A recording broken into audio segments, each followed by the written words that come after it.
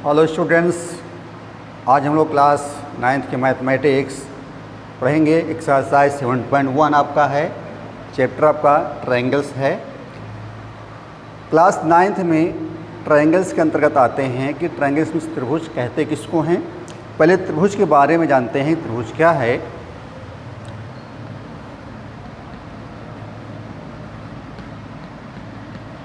बच्चों, जो आपका त्रिभुज है कि जब तीन भुजाओं से घिरी आकृति होती है उसको कहते हैं त्रिभुज। तीन भुजाओं से घिरी आकृति को हम त्रिभुज कहते हैं।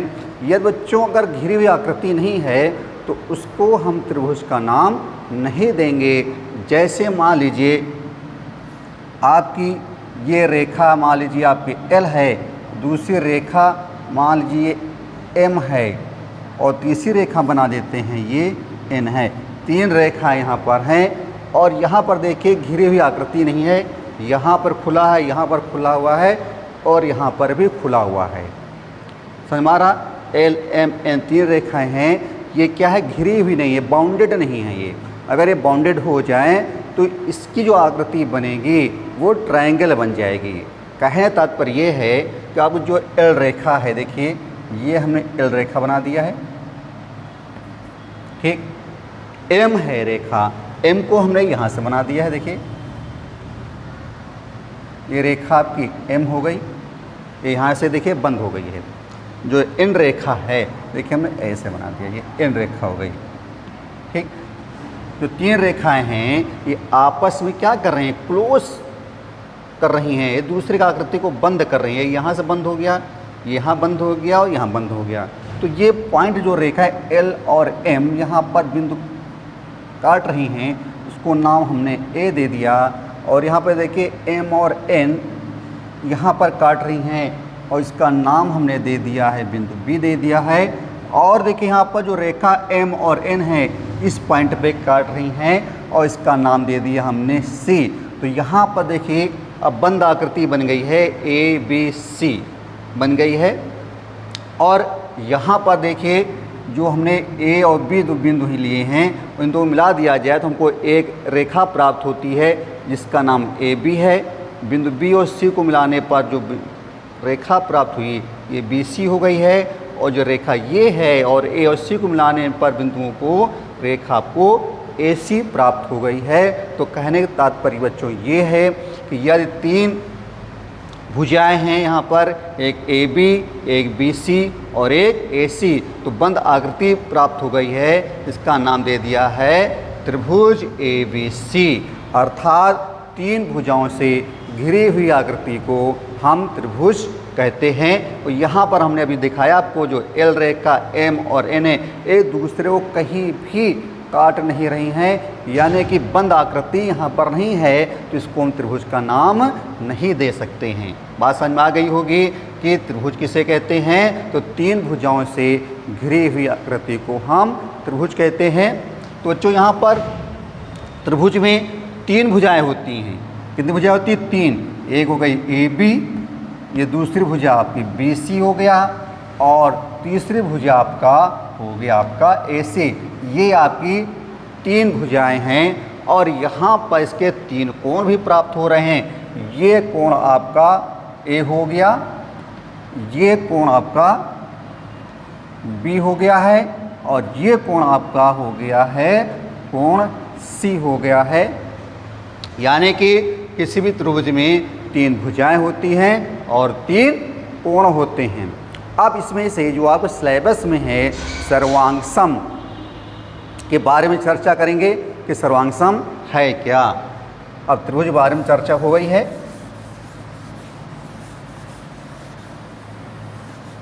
अब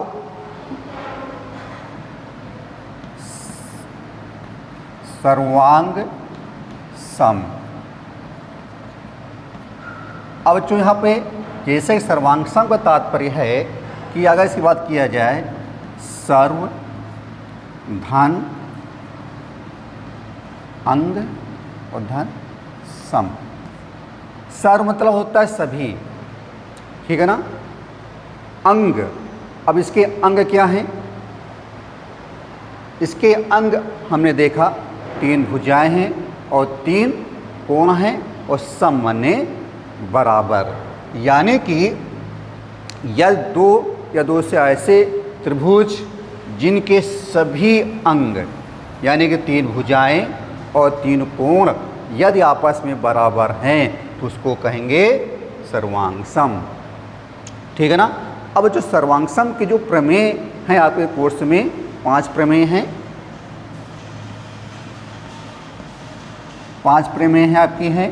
पहली प्रमेय आपकी है एस ए एस, दूसरी प्रमेय आपकी है ए एस ए, और जो आपकी तीसरी प्रमेय है ए एस ए एस, और जो चौथी प्रमेय है एस एस एस, और 5वीं प्रमेय बच्चों हैं आर एच एस। आज इसका हम यहाँ पर मतलब समझेंगे, इसका मतलब क्या है और इसकी प्रूविंग जो है आप अपने बुक में देख सकते हैं। आते हैं प्रमेय नंबर फर्स्ट में। एस ए एस का क्या मतलब है। एस का मतलब साइड होता है, साइड माने भुजा। ए फॉर एंगल होता है, एंगल माने कोण होता है, और फिर एस लिखा हुआ है जिसका मतलब है फिर साइड है, फिर आपकी भुजा है। यानी कि यदि 2 त्रिभुज हैं, ए त्रिभुज आपके पास ए बी सी, और दूसरा त्रिभुज है आपका P Q R, P Q R. अब देखिए यहाँ पर एस लिखा हुआ है यानी साइड, इसमें से कोई भी हम तीनों में से कोई भी एक साइड ले लेते हैं। देखिए इससे हमने यहाँ पर ए बी साइड लिया है, ए बी, तो इधर हमने मान लीजिए हमने पी क्यू ले लिया है। ये आपकी साइड बराबर है ए बी बराबर पी क्यू के। अब ए लिखा हुआ है, ए फॉर एंगल लिखा हुआ है। अब एंगल आप ए भी हो सकता है या बी भी हो सकता है, लेकिन सी यहाँ पर नहीं हो सकता है, क्योंकि भुजा जो आपकी ए बी बनी है इस पर ए बी पर बना हुआ कोण ए है या तो बी है। सी की हम यहाँ पर चिंता बिल्कुल नहीं करेंगे। मान लेते हैं ये जो कोण आपका बी है ये कोण क्यू के बराबर है, फिर एस आ गया है, तो एस का मतलब है ये आपकी जो भुजा बी सी है वो भुजा आपका जो है क्यू आर के अगर बराबर है तो कह देंगे इस प्रमेय से कि त्रिभुज आपके समरूप हैं। ठीक है ना, इस प्रमेय से। यानी कि यहाँ पर जो ए बी भुजा है वो पी क्यू के बराबर है, और कोण बी है वो कोण क्यू के बराबर है, और जो भुजा आपकी जो बी सी है वो भुजा क्यू आर के बराबर है। यानी कि करस्पॉन्डिंग साइड और एंगल क्या है, बराबर हैं। तो कह सकते हैं त्रिभुज आपका ए बी सी है वो त्रिभुज पी क्यू आर के सर्वांग सम है। अब लिखने का तरीका क्या है, अब देखिए यहाँ पर से लिखा हुआ ए बी, तो ए बी आगे जो बिंदु आ जाएगा सी, ए बी सी, ये आपका सर्वांग सम का चिन्ह है, 2 बराबर का चिन्ह है और एक लहराते हुए चिन्ह बनाया गया है। अब इसी के हिसाब से लिखेंगे ए बी लिखा है, इधर क्या आ जाएगा पी क्यू, पी क्यू यानी कि क्या हो जाएगा आर, यहाँ त्रिभुज निशान लगा देंगे। तो बच्चों इसका मतलब क्या है निकला कि जो ए कोण है वो पी के बराबर है, जो बी कोण है वो कोण क्यू के बराबर है, और जो कोण सी है वो कोण आर के बराबर है। इसी प्रकार जो ए बी भुजा है वो पी क्यू बराबर है, बी सी भुजा जो है क्यू आर के बराबर है। तो हम कह सकते हैं जो ए सी भुजा है, जो ए सी भुजा है वो पी आर के बराबर है। ये आपका हो गया पहली प्रमेय, हो गया आपका सर्वांग सम की प्रमेय एस ए एस। ठीक है ना। अब हम आते हैं दूसरी प्रमेय में, इसको रब कर देते हैं।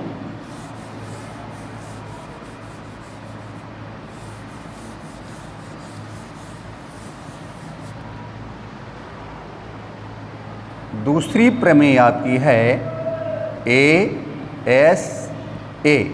अब यहाँ पर देखिए पुनः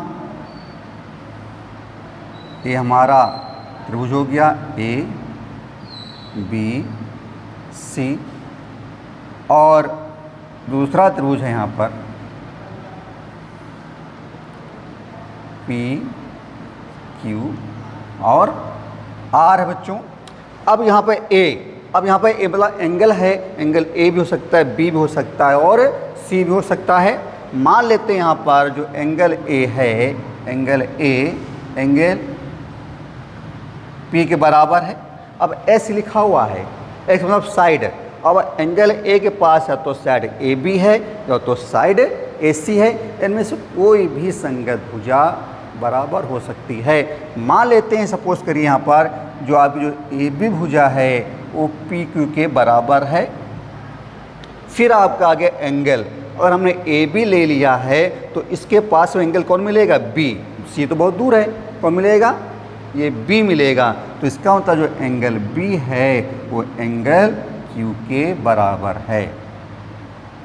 बात समझ में आ रही है?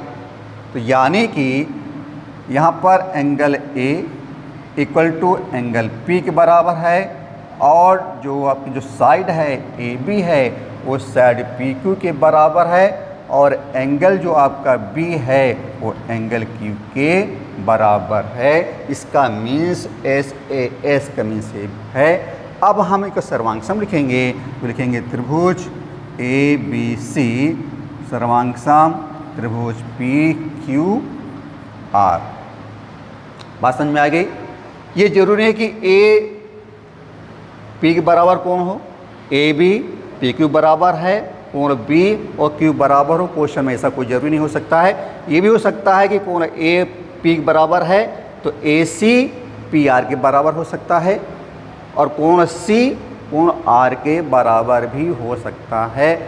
कोई ज़रूरी नहीं है कि हम जिससे हम आपको ए पी बता दिया, ए बी पी क्यू बराबर हो गया, कोण बी कोण क्यू बराबर हो गया है। क्वेश्चन में हमने बता रहे हैं, जैसे आप यहाँ पे कोण ए पी बराबर है, हो सकता है कि ए सी बराबर पी आर के हो जाए और सी बराबर कोण आर के बराबर हो जाए। ऐसा भी हो सकता है और ऐसा भी हो सकता है, कई स्थितियाँ हो सकती हैं, लेकिन हमको क्रम ध्यान रखना है। क्रम से ही यहाँ पे तात्पर्य है कि अगर एंगल है, एंगल बस सेट बराबर होना चाहिए, सेट बराबर जो एंगल आएगा वही बराबर होना चाहिए, तभी आपका क्वेश्चन सही माना जाएगा। अब आते हैं प्रमेय नंबर 3 पर डिस्कस करते हैं।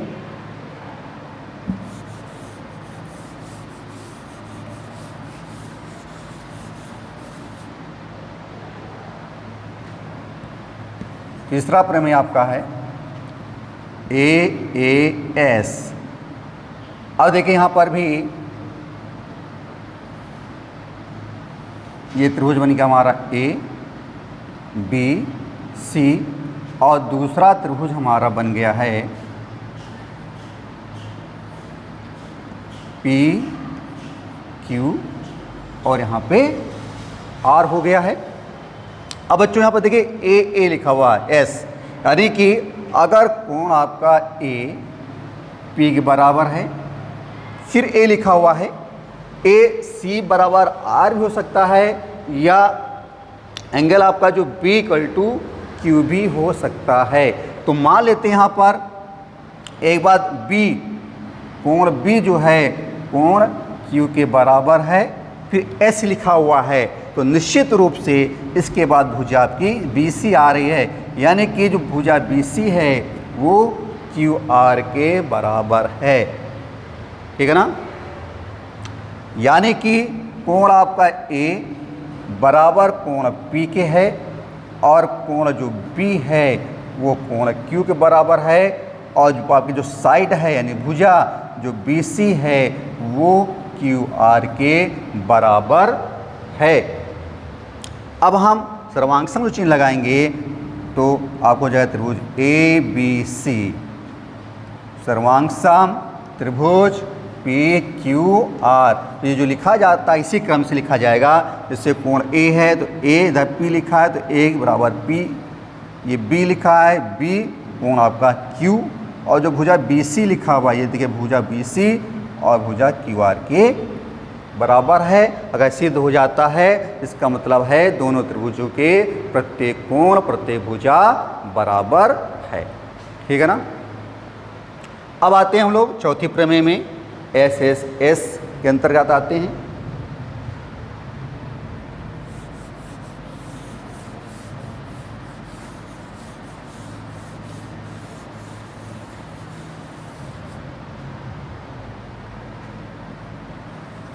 एस एस एस, और देखिए यहाँ पर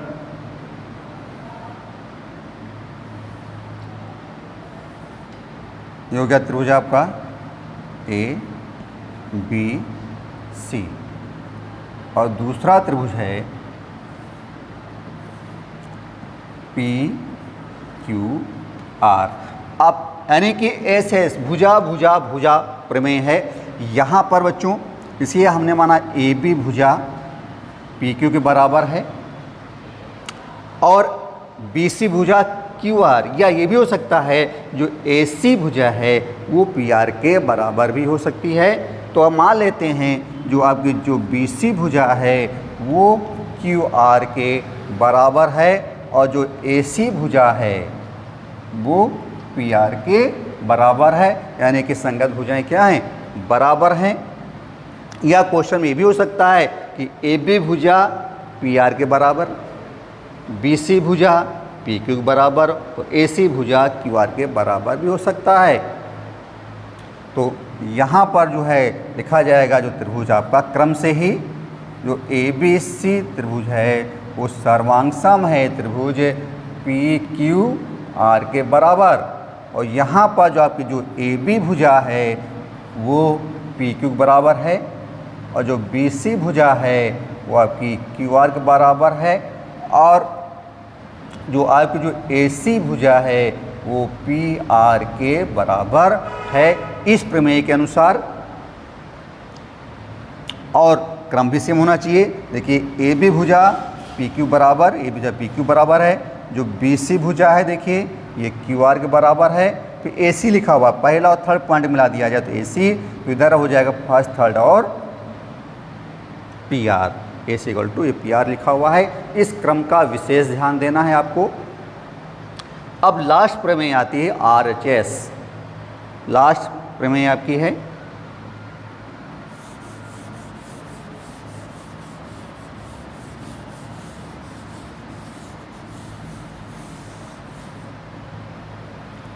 पांचवी प्रमेय है आर एच एस।